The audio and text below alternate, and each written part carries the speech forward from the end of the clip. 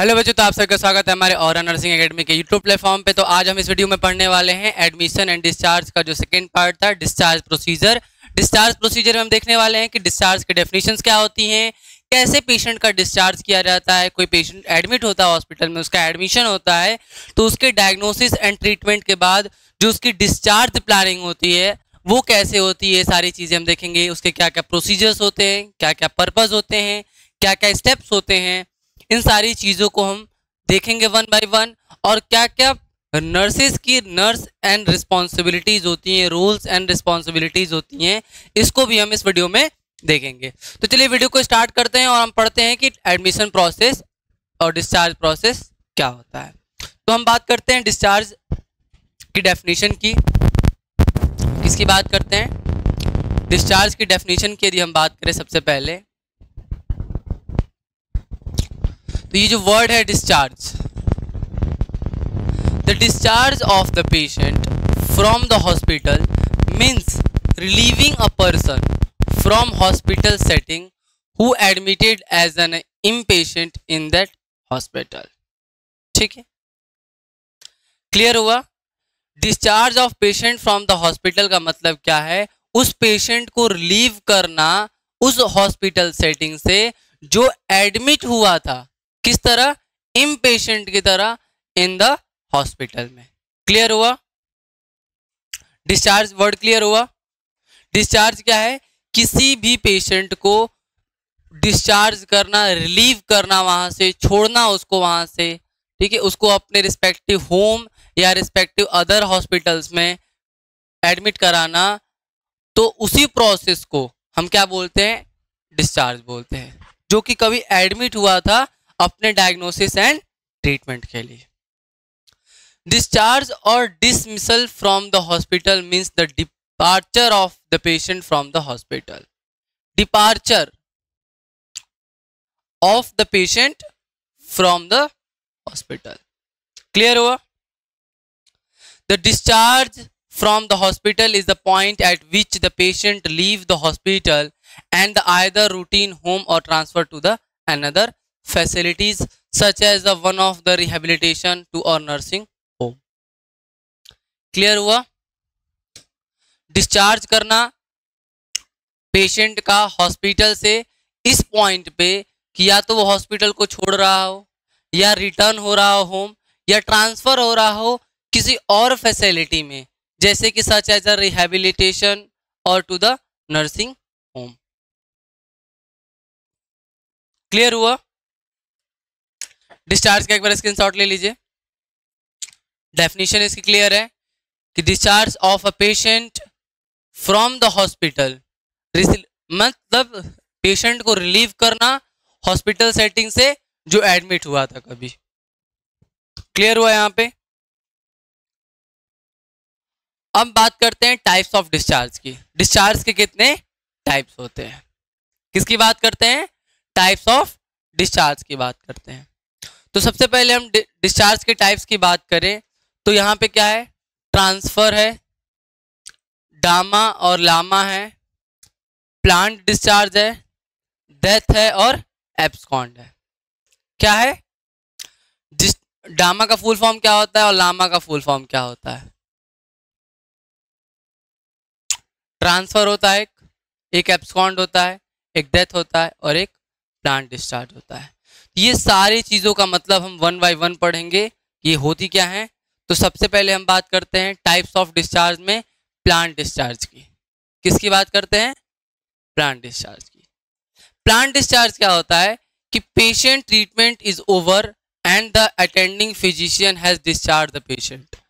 ये plant discharge के अंदर आता है। जो फिजिशियन उसका ट्रीटमेंट प्रोवाइड कर रहा है, ट्रीटमेंट ओवर हो गया, पेशेंट ट्रीट हो गया, पेशेंट कंडीशन ठीक हो गई, पेशेंट क्योर हो गया, देन वो फिजिशियन है उसको डिस्चार्ज कर देता है। जब उसकी ट्रीटमेंट की नीड खत्म हो जाती है, ट्रीटमेंट उसका एंड हो जाता है, ट्रीटमेंट प्लान खत्म हो जाता है, तो उस पेशेंट को हॉस्पिटल से, किससे? हॉस्पिटल से जब होम के लिए भेजा जाता है तो उसी प्रोसेस को हम क्या बोलते हैं? प्लांट डिस्चार्ज बोलते हैं। ये क्या होता है? टाइप्स ऑफ डिस्चार्ज होता है। ठीक है, इसको हम क्या बोलते हैं? प्लांट डिस्चार्ज बोलते हैं। एब्सकॉन्ड क्या होता है? The patient leave the hospital without prior information. Patient भाग जाए, एब्सकॉन्ड कर जाए बिना किसी इंफॉर्मेशन के। Patient leave the hospital without prior any information, ना किसी फिजिशियन को, ना किसी नर्स को, ना किसी वार्ड बॉय को, ना किसी भी वहां के स्टाफ को इन्फॉर्म किए पेशेंट क्या कर जाए? वहां से भाग जाए। तो इस कंडीशन को हम क्या बोलते हैं? एब्सकॉन्ड बोलते हैं। और जब फिजिशियन उसके ट्रीटमेंट के एंड होने पे डिस्चार्ज करे प्लान, तो उसे हम प्लान डिस्चार्ज बोलते हैं। एब्सकॉन्ड और प्लान समझ में आया। अब बात करते हैं लामा एंड डावा का। लामा का मतलब होता है लेफ्ट या लीव अगेंस्ट मेडिकल एडवाइस, और डामा का मतलब होता है डिस्चार्ज अगेंस्ट मेडिकल एडवाइस। इसको हम क्या बोलते हैं? लामा और डामा बोलते हैं। फुल फॉर्म समझ में आया? लेफ्ट या leave against the medical advice, और डामा का discharge against the medical advice. Clear हुआ ये word?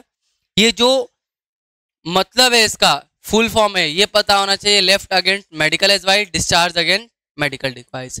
In LAMA and DAMA patient choose to the leave the hospital before the treating the physician recommended discharge. Clear हुआ? Types of discharge में clear हुआ कि in LAMA and DAMA condition में patient choose कर दे, patient select करता है कि हमें हॉस्पिटल क्या करना है? लीव करना है।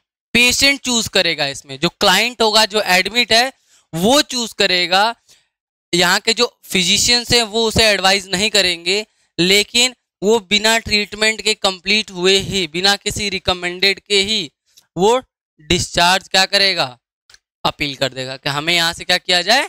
डिस्चार्ज किया जाए। क्लियर हुआ ये?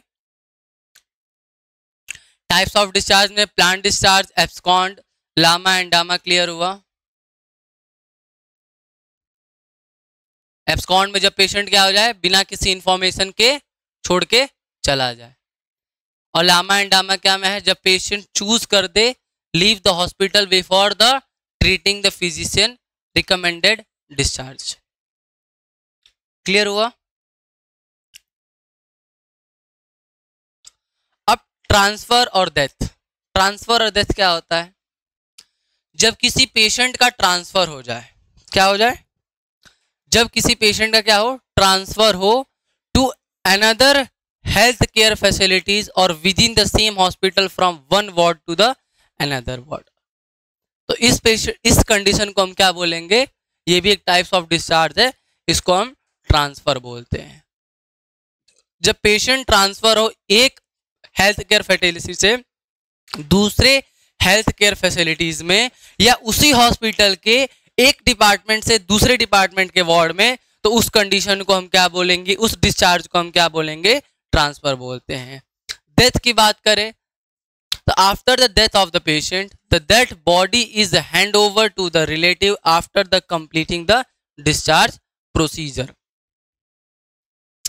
डिस्चार्ज प्रोसीजर कंप्लीट करने के बाद जो डेड बॉडी होती है पेशेंट की आफ्टर द डेथ, उसको हम क्या कर देते हैं? हैंड ओवर कर देते हैं उनके रिलेटिव या उनके फैमिली मेंबर्स को। तो इसी प्रोसेस, ये भी एक टाइप्स ऑफ डिस्चार्ज है, इसको हम क्या बोलते हैं? डेथ बोलते हैं। क्लियर हुआ?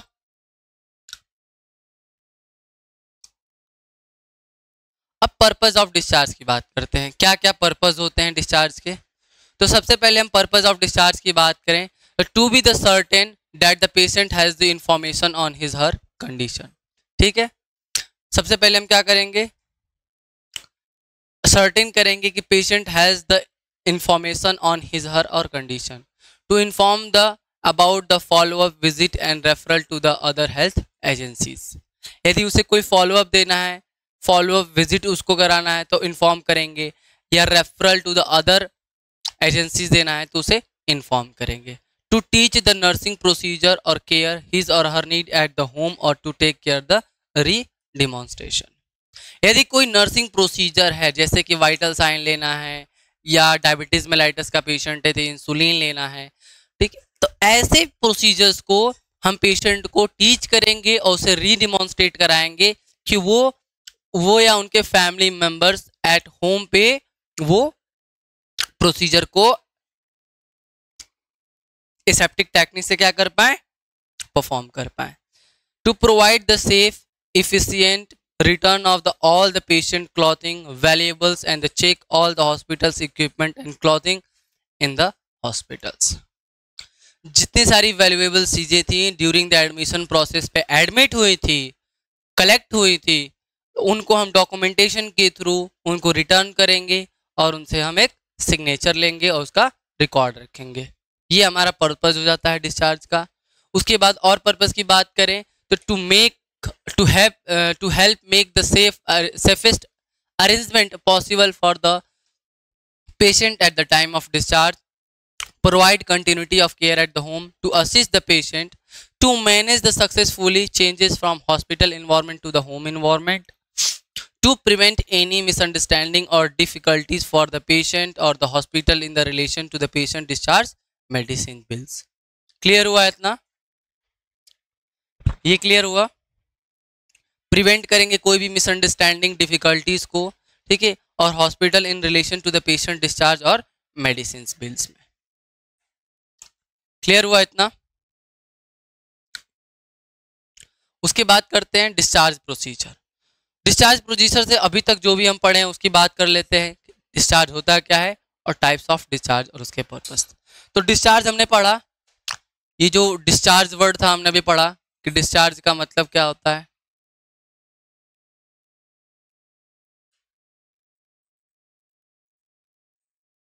कोई भी पेशेंट को यदि हम रिलीव करते हैं हॉस्पिटल सेटिंग से आफ्टर द ट्रीटमेंट या उसके रिकमेंडेशन पे, तो हम उस प्रोसेस को क्या बोलते हैं, डिस्चार्ज बोलते हैं। क्लियर हुआ? किसी भी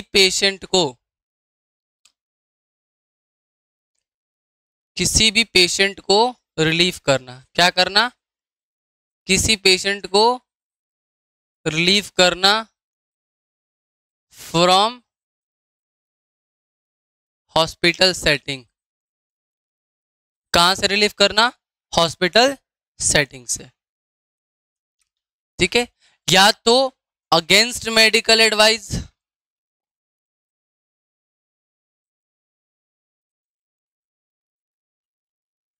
या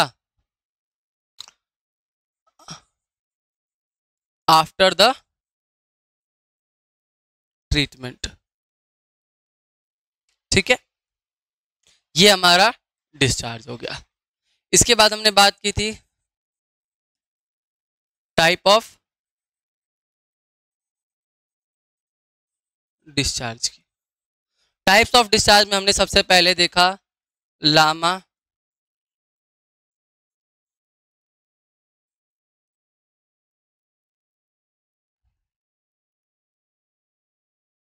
हमने क्या देखा, लामा देखा। लेफ्ट या लीव अगेंस्ट मेडिकल एडवाइस। डामा देखा हमने। उसके बाद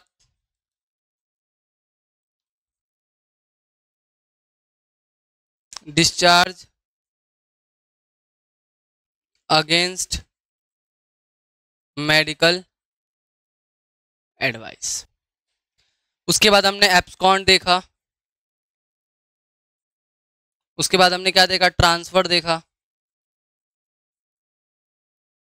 उसके बाद हमने डेथ देखी। ये सब हमारे कितने थे, टाइप्स थे हमारे एडमिशन डिस्चार्ज प्रोसेस के। किसके? डिस्चार्ज के। ये जो हमारा डिस्चार्ज प्रोसीजर था उसके क्या थे, ये टाइप्स के अंदर थे। क्लियर हुआ?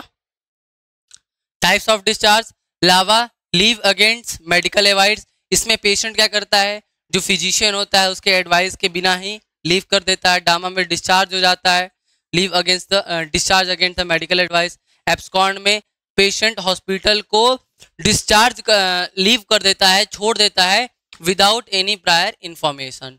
ट्रांसफर में पेशेंट को या तो होम के लिए या तो उसको किसी अदर उसी हॉस्पिटल या किसी अदर हेल्थ केयर फैसिलिटीज में उसी हॉस्पिटल किसी और डिपार्टमेंट या वार्ड में ट्रांसफर करते हैं।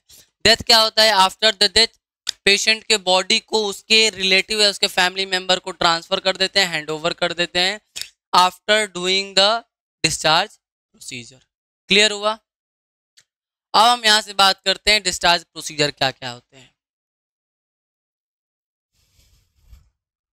क्या क्या डिस्चार्ज प्रोसीजर होते हैं? तो डिस्चार्ज प्रोसीजर में आपको यहाँ पे कुछ दिख रहे होंगे, कुछ स्टेप्स दिख रहे होंगे, रैशनल यहाँ पे देखने को मिला होगा, साइंटिफिक प्रिंसिपल देखने को मिल रहा होगा और नर्सिंग प्रिंसिपल देखने को मिल रहा होगा। सबसे पहले हम स्टेप की बात करते हैं। Make sure that there is a written instruction for the discharge और फॉलो अप प्रिस्क्रिप्शन। जो प्रिस्क्रिप्शन दिया गया है उसके लिए रिटेन इंस्ट्रक्शन है। क्या है? रिटेन इंस्ट्रक्शन है। जो उसका प्रिस्क्रिप्शन है, फॉलो अप प्रिस्क्रिप्शन है और डिस्चार्ज स्लिप है, उस पे क्या है? रिटेन इंस्ट्रक्शन है कि नहीं है, इसको हम मेक श्योर करेंगे। क्यों करेंगे? उसका रैशनल है, देखते हैं। To prevent the legal implication and the attending the physician is requiring to give clear written instruction for discharge and follow up prescription। ये हमारा रैशनल के अंदर आ जाएगा। Continuity of the medical advice, consumer rights, ठीक है, जो medical advice है और कंज्यूमर राइट्स हैं उसकी कंटिन्यूटी के लिए करेंगे, ये साइंटिफिक रीजन में आ जाएगा प्रिंसिपल में। नर्सिंग प्रिंसिपल की बात करें तो इसमें सेफ्टी ऑफ द पेशेंट, क्या करते हैं? सेफ्टी ऑफ द पेशेंट के लिए ऐसा करते हैं। तो पहला स्टेप समझ में आया होगा, आई होप क्लियर हुआ होगा कि make sure that there is a written instruction for the discharge and the follow up prescription. ये हमारा क्या है? पहला स्टेप है डिस्चार्ज प्रोसीजर का। किसका है? डिस्चार्ज प्रोसीजर का। हम बात करते हैं नेक्स्ट स्टेप की। The make certain that the family and the patient understand the instruction for the care, diet, medicine and exercise। Discharge के टाइम जो पेशेंट है, जो उसके फैमिली मेंबर्स हैं, जो उसके रिलेटिव्स हैं, उनको मेक श्योर करेंगे कि उनके जितने इंस्ट्रक्शंस है, क्या खाना है, डाइट्स हो गई, मेडिकेशंस हो गए, रूट्स हो गए, उनके किस टाइम पे लेना है, कितने डोज में लेना है, ठीक है, और क्या एक्सरसाइज करनी है, रिहेबिलिटेशन में क्या करना है, ये सारी चीजें पेशेंट को और उसके फैमिली मेंबर को अंडरस्टैंड हुई है कि नहीं हुई, ये सारे इंस्ट्रक्शन क्लियर है कि नहीं है, ये मेक श्योर करेंगे। ऐसा क्यों करेंगे? रैशनली देखते हैं। Understanding of the instruction by the patient and family will help in the better care. उसके वजह से क्या करेगी? हेल्प करेगा उसके बेटर केयर में। क्लियर हुआ? कहां हेल्प करेगा? उसके बेटर केयर में। Help the client to adjust the new region and to reduce the client and anxiety. और जो क्लाइंट की एंग्जाइटी है उसको क्या करेगा? ये रिड्यूस करेगा। क्लियर हुआ?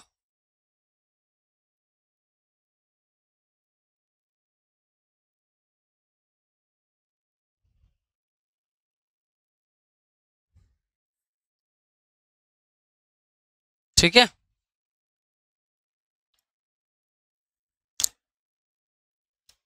अब हम देखते हैं नर्सिंग प्रिंसिपल में comfort and safety. Next step की बात करें तो if the patient and relative decides to leave the hospital against the medical advice of his doctor and have him sign the LAMA form. यदि patient क्या कर रहा है? लीव अगेंस्ट मेडिकल एडवाइस कर रहा है या लेफ्ट अगेंस्ट मेडिकल एडवाइस कर रहा है, तो ये हम इंश्योर करेंगे कि वो क्या हो? लामा फॉर्म साइन किया हो। लीव अगेंस्ट मेडिकल एडवाइस का क्या आता है? फॉर्म आता है। तो हम ये इंश्योर किए होंगे कि उस फॉर्म को क्या हो? फिल किया हो और साइन किया हो। किसके लिए? मेडिकल लीगल केसेस को डॉक्यूमेंटेशन के लिए, उनके प्रिवेंशन के लिए ये इंश्योर करना बहुत ही इंपॉर्टेंट हो जाता है कि वो जो लामा का फॉर्म है उसको क्या किया हो? फिल किया हो। हम रैशनली की बात करें तो patient or the guardian signature अनलोन लिज full responsibilities and may on risk of leaving the hospital care. Scientific principle की बात करें तब protection of hospital against the medical implication. अभी मैंने बताया कि एमएलसी केसेस में करते हैं सेफ्टी एंड गुड वर्कमैनशिप। ये क्या आ जाता है हमारा? ये आ जाता है प्रोसीजर ऑफ डिस्चार्ज के अंदर। नेक्स्ट स्टेप्स की देखते हैं तो assist the patient to address the check and pack belongings. हम क्या करेंगे? पेशेंट को असिस्ट करेंगे कि जो उसके बिलोंगिंग्स थे, जो उसके वैल्यूएबल्स थे, उनको चेक कर ले और पैक कर ले। ठीक है, ऐसा हम क्यों करेंगे? Conserve the strength and avoid the loss of any personal belongings. Scientific principle की हम बात करते हैं, helps to reduce the anxiety and stress. Nursing principle की बात करें तो कंफर्ट एंड सेफ्टी आ जाता है। नेक्स्ट स्टेप की बात करें, collect the discharge slip and prescription that is the patient is to be take with him for follow up care. जो प्रिस्क्रिप्शन या डिस्चार्ज स्लिप बना है वो हम इंश्योर करेंगे कि पेशेंट अपने साथ लेके जाए, कलेक्ट करे उसको, क्योंकि उसके फॉलोअप केयर के लिए बहुत ही इंपॉर्टेंट है। रेशनली की बात करें तो to make him self reliant बनाने के लिए, gradual adjustment to the home life and after the care reduce the anxiety and promote health. ये हमारा साइंटिफिक प्रिंसिपल आ जाएगा। नर्सिंग प्रिंसिपल की बात करें तो कंफर्ट एंड सेफ्टी हो जाएगी। Complete the patient record and discharge summary.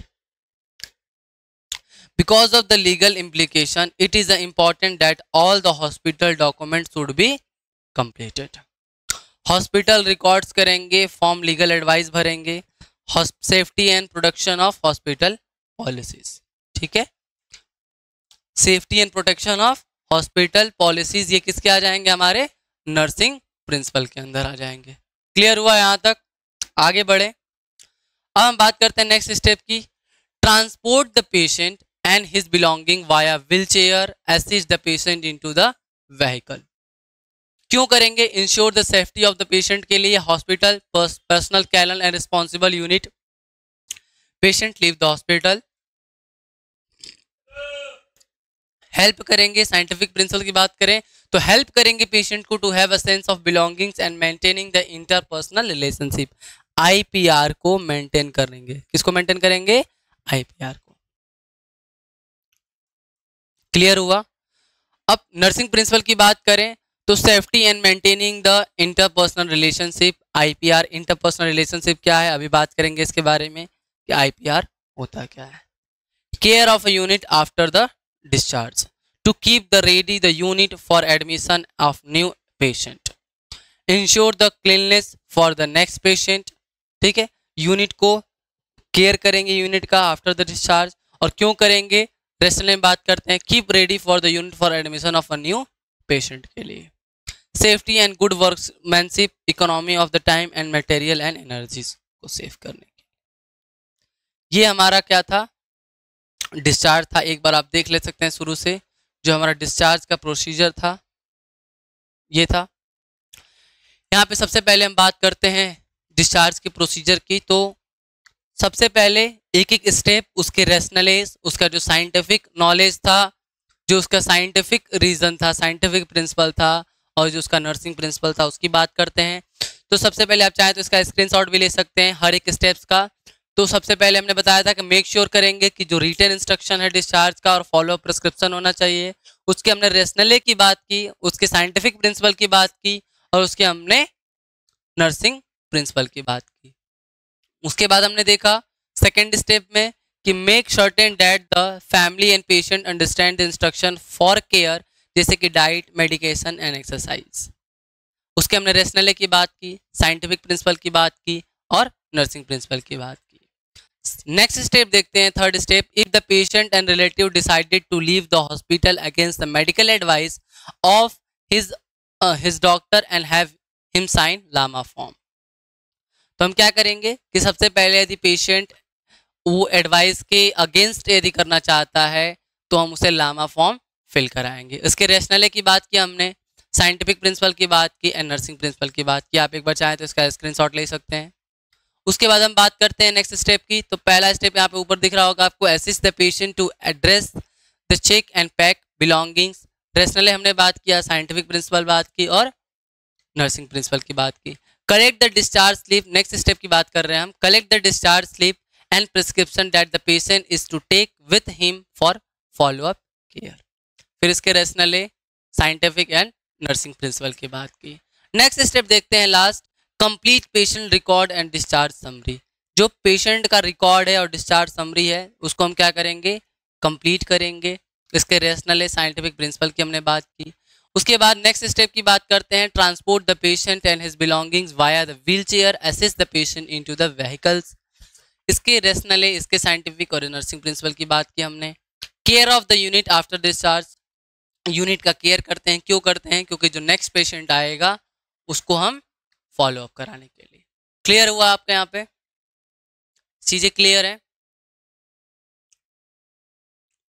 अब हम बात करते हैं कुछ rules and responsibilities of the nurse during the discharge procedures. क्या बात करते हैं? Rules of the nurse and responsibilities of the nurse during the discharge procedure.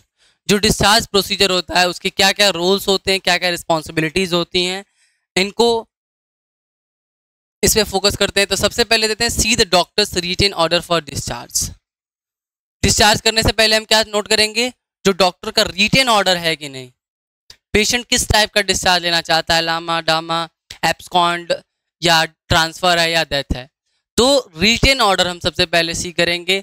No client should be discharge without the doctor written order. कोई भी client यदि वो abscond नहीं है, एब्सकॉन्ड की केस नहीं है, तो वो बिना डॉक्टर के साइन के, बिना ऑर्डर के उसके वो छोड़ नहीं सकता है।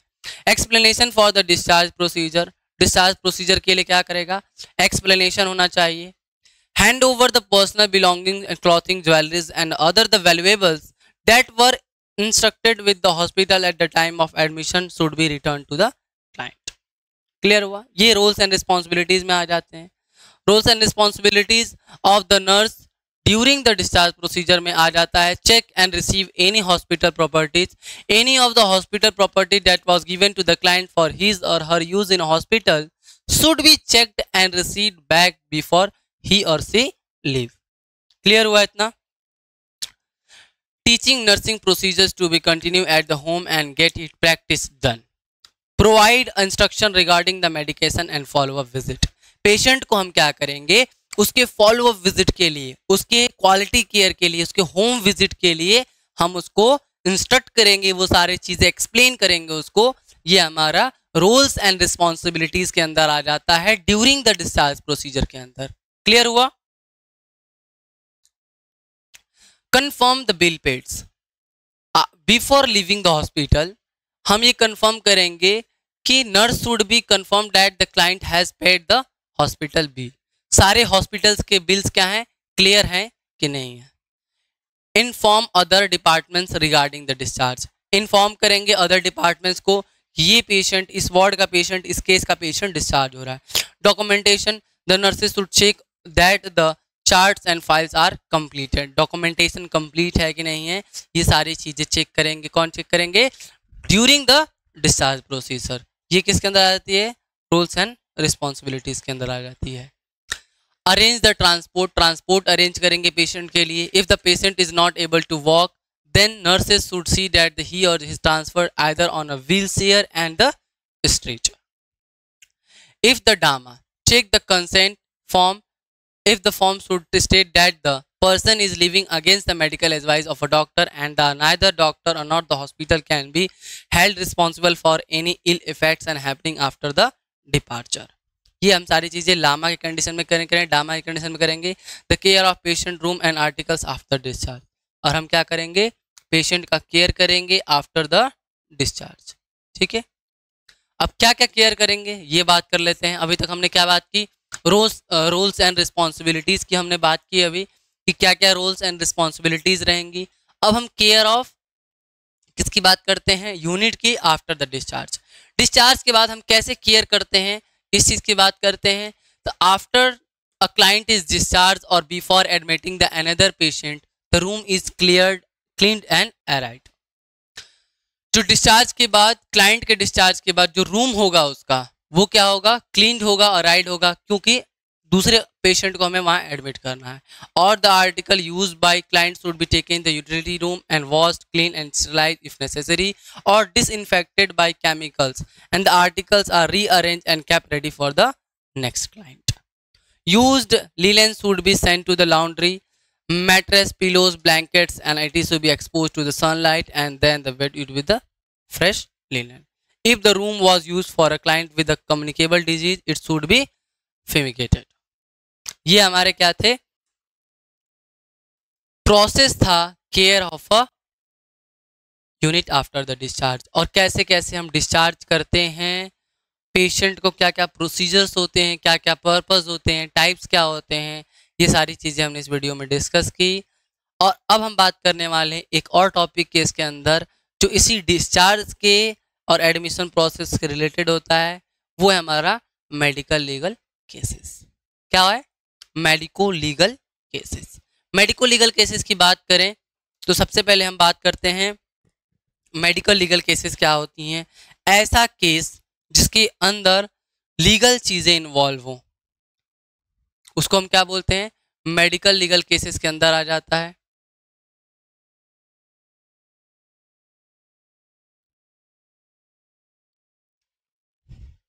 ये हमारे किसके अंदर आ जाते हैं?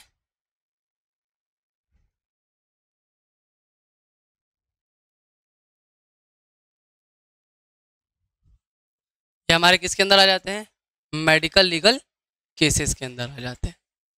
मेडिकल लीगल केसेस वो केसेस होती हैं जो या तो एक्सीडेंटल केस होती है जिसमें पुलिस इन्वॉल्व होती है, या हमें किसी लीगल प्रोसेस के लिए उसकी जरूरत पड़ सकती है। तो ये सब किसके अंदर आती हैं? मेडिकल लीगल केसेस के अंदर आ जाती हैं। क्लियर हुआ?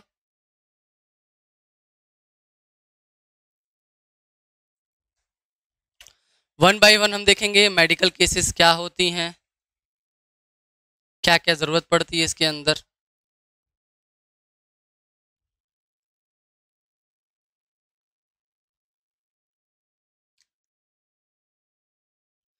तो मेडिकल लीगल केसेस को डिस्कस करने से पहले आपको समझना पड़ेगा कि जो लीगल केसेस होती हैं क्या होती है। लीगल वर्ड का मतलब क्या होता है? जो कानूनी तौर पे होता है। क्या होता है? जो कानून ठीक है।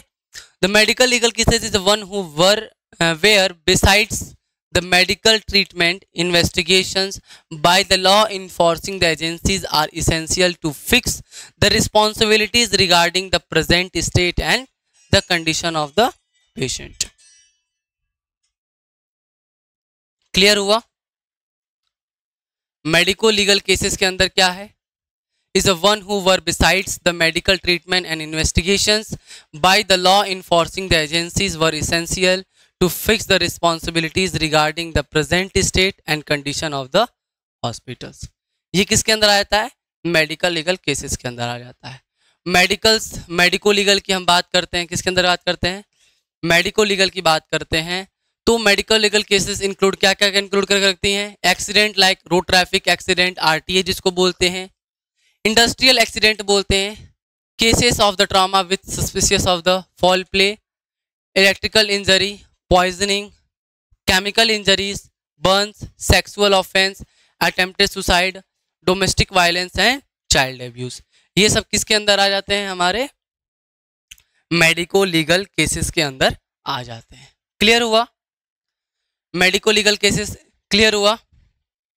कौन कौन से आते हैं? इलेक्ट्रिकल इंजरी, पॉइजनिंग आ जाती है, केमिकल इंजरी आ जाएगी, बर्न्स आ जाएंगे, सेक्सुअल ऑफेंस आ जाएंगे।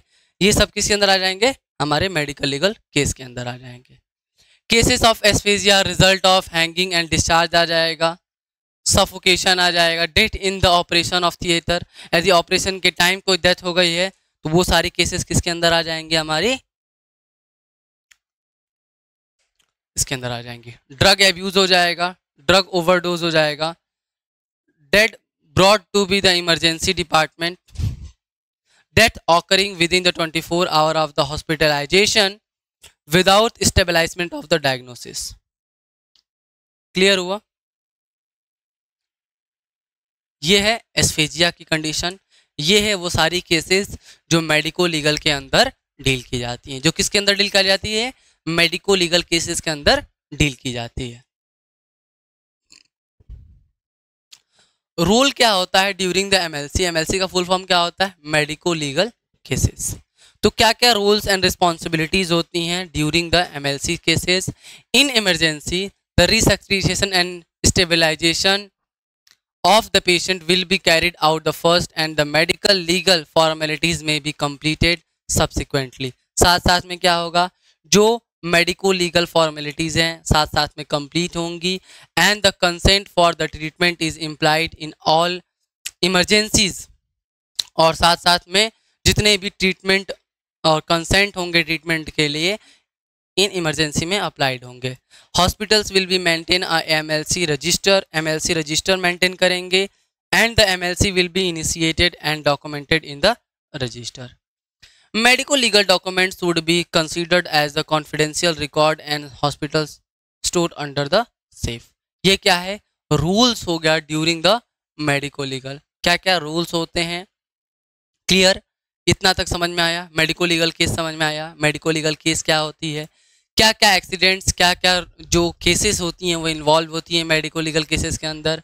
जैसे कोई रोड ट्रैफिक एक्सीडेंट हो गया, कोई इंजरीज हो गई, कोई ऑपरेशन थिएटर के द्वारा कोई एरर हो गया, कोई डेथ हो गई, ठीक है, केयर के टाइम कोई डेथ हो गई, ठीक है, रिसक्सिटेशन के द्वारा कोई डेथ हो गई, कोई इमरजेंसी केयर के ड्यूरिंग डेथ हो गई, ठीक है, हार्ट अटैक आ गया, ठीक है, कोई पॉइजनिंग है, कोई हैंगिंग केस है, कोई सेक्सुअल एब्यूज़ की केस है, कोई चाइल्ड एब्यूज़ की केस है, तो ये सब क्या आ जाती हैं हमारे मेडिको लीगल केसेस के अंदर आ जाते हैं। किसके अंदर आते हैं, मेडिको लीगल केस के अंदर आते हैं। क्लियर हुआ यहाँ पे। तो एक बार हम चैप्टर को समराइज कर लेते हैं।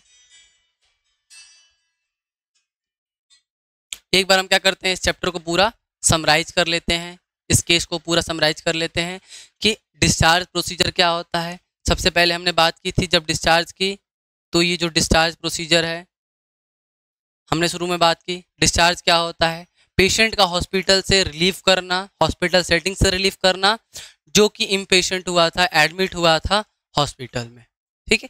या discharge from the hospital is a point at which the hospital patient leave hospital and other return home is transfer to the another home, ठीक है।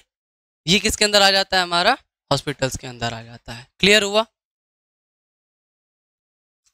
आई होप ये वीडियो आपको समझ में आई होगी, ठीक है। वीडियो अच्छी लगी होगी।